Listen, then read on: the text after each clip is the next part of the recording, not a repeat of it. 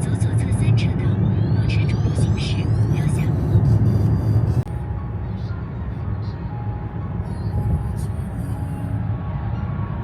前方路段事故已发生，请注意观察，小心盲区。由于本航班经济舱底座较满。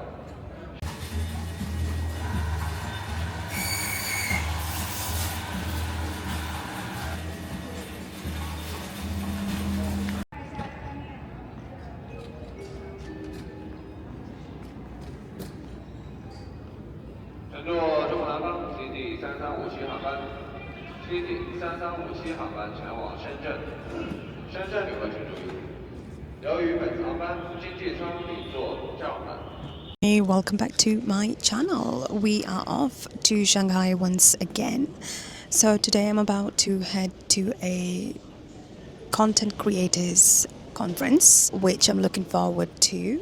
It is going to have some speakers that are foreign but also some locals. So a little bit about Little Red Notebook, which is a Chinese version of Instagram app, as well as other social media platforms. So I'm really hoping that this is something I can learn from and apply into some of the things I am hoping to do in the next few months. As you can see, I look very tired. I woke up at 4 a.m. because my flight was at 8 a.m. However, when I woke up, I kind of panicked a little bit because it said my flight has been delayed for 45 minutes, but I hope it should be fine because the conference starts at 2 p.m. and I really want to put my luggage away at the hotel before I head to the conference. So I really hope I make it on time. I just got some coffee from Starbucks as well. I really need to wake up.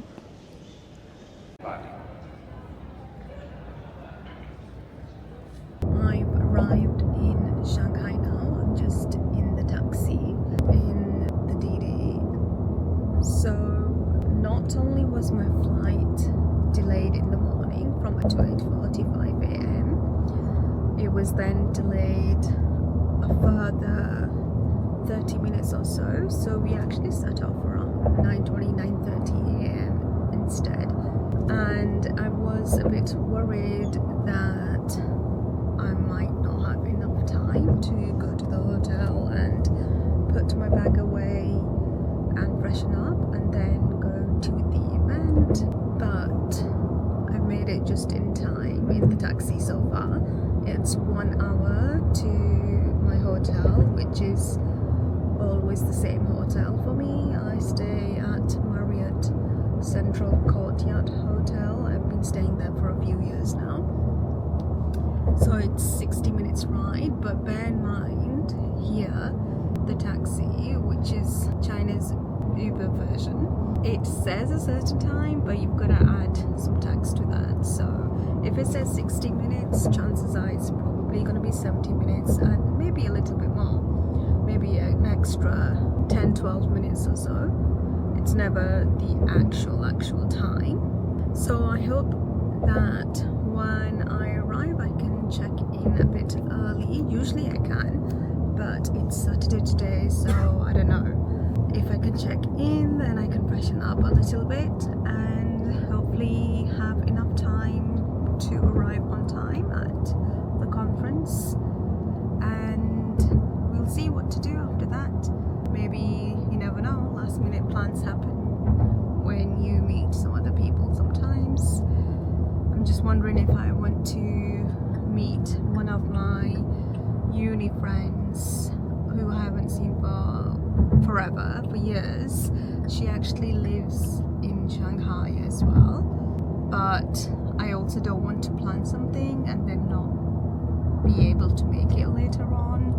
So I want to see how this event pans out and then see.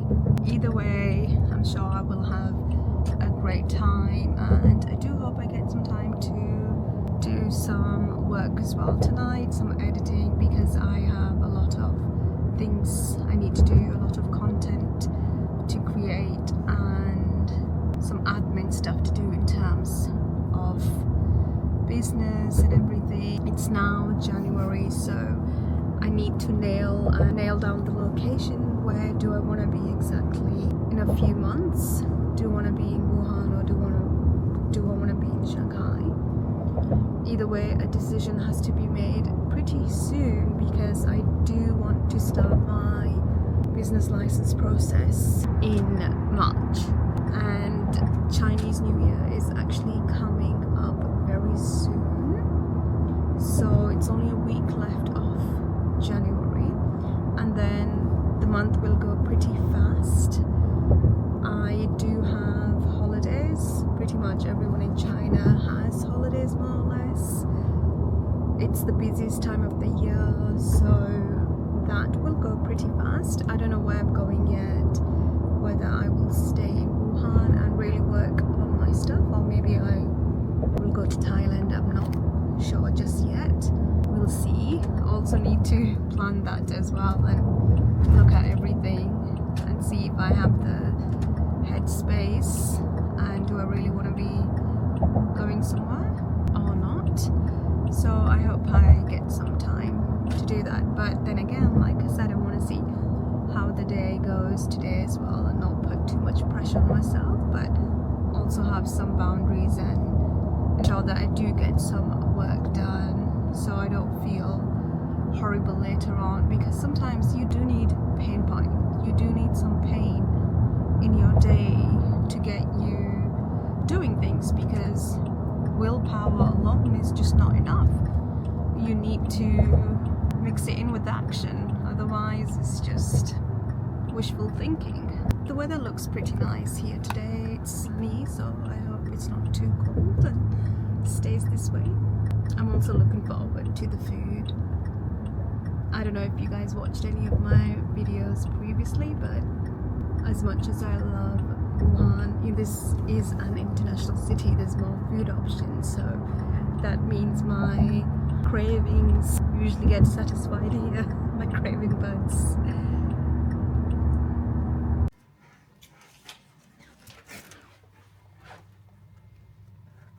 Finally, I made it just in time. I'm pretty sure this is the same room I had last time, if I'm not mistaken. I think it is the same room. Wow. Okay. I just got out of the hotel. I got myself iced coffee to disguise my tiredness, my exhaustion. And now I am on my way to IFC Mall. That's the location where the event is held. It is next to Ritz-Carlton, and I already know that the view is going to be fantastic, really beautiful. And right now it's a little sunny, so you guys might get to enjoy a glimpse of sunny Shanghai, as well as the Pearl Tower nearby where I will be.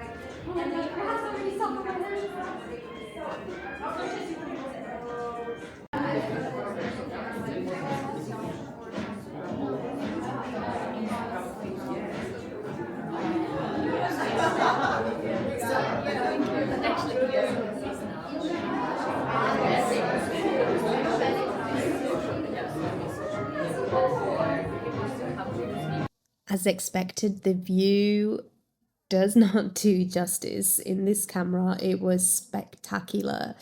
The event was a little delayed because they were still waiting for everyone to arrive, but this was the time to take some pictures and videos and mingle with some other people.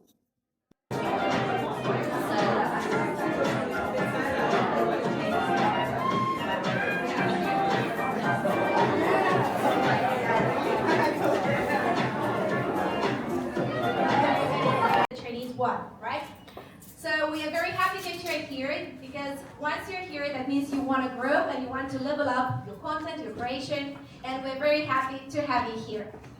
And the mission and the vision, as I said, is a place for foreign influencer in China where your voice matters, your growth is supported, and your journey is shared. Oh, what? Ah. TripAdvisor, we were going to Tianjin, and there on in the train, okay, I made it a little bit too fast. So, oh,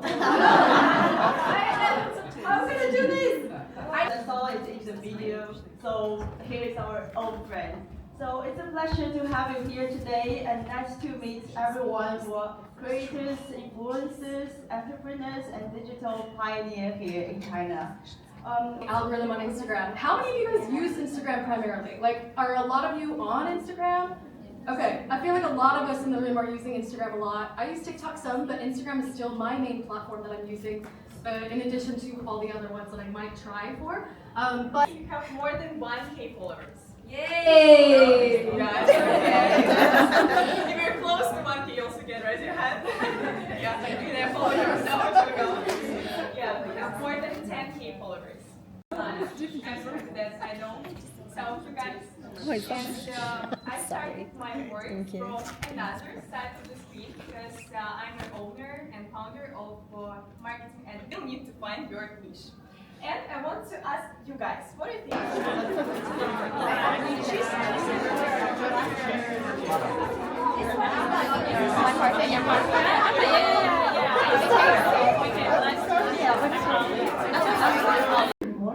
So this project basically was about to gathering people during the weekend because not everybody can travel. Now I see an ecosystem of the China, and for different countries here, they could just divide it into different types of MCNs.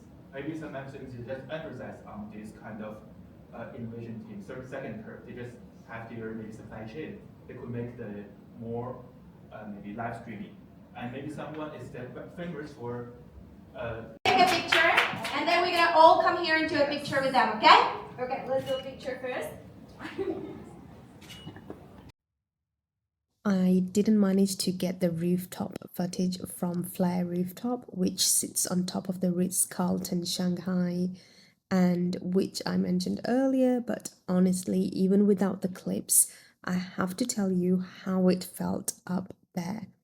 The Oriental Pearl Tower looked unreal, not just lit up, but glowing, like the entire city was breathing around it. Every building felt awake, every light just looked so intentional. And just standing there with the tower in front of you, it doesn't feel like a view you scroll past. It's just the kind you sit with. It's a proper must see. What I did manage to capture was this view, the ride back to the hotel in the taxi, and honestly, the view says everything, even though you can't see that well from the angle I'm sat at. As the car moves, you can also see the skyline unfold slowly. You can see the Pearl Tower, Shanghai Tower, and the surrounding buildings all lit up in layers of different colors. So many blues and purples and pinks and reds. It's just one of those moments where you're not even trying to film something cinematic, but the city just is. Wow.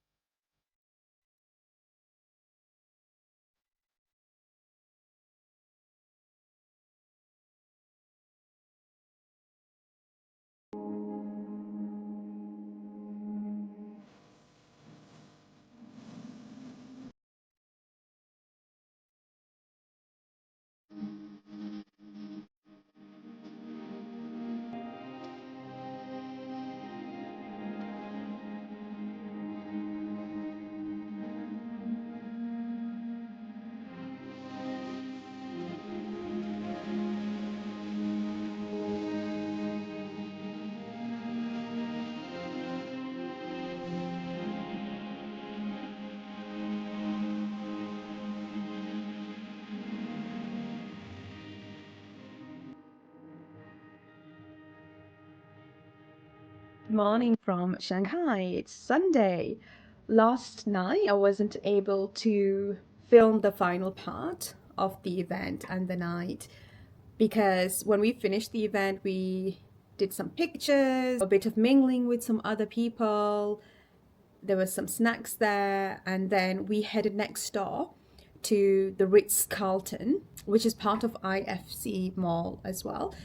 Now, the thing about Ritz-Carlton is it has one of the best rooftop places, bars in Shanghai. It's called the Flare.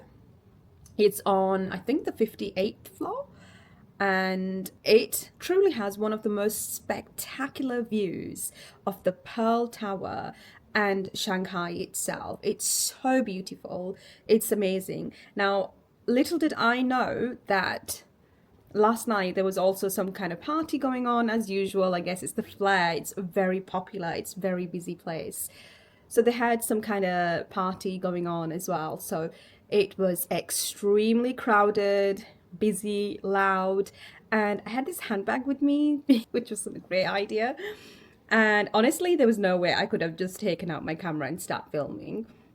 I did try to with my phone, but it's just so busy and people were in lines trying to take pictures of the middle spot so they can get a picture with the Pearl Tower. It's so beautiful. I've never seen the Pearl Tower look as beautiful as it did last night. I was like, wow. And I have been next to the Pearl Tower many times, but mostly daytime. So I guess for me, it was also a new experience. And I'm not going to lie, I did end up leaving very quick. I only stayed for a few minutes and it was just too overstimulating for me.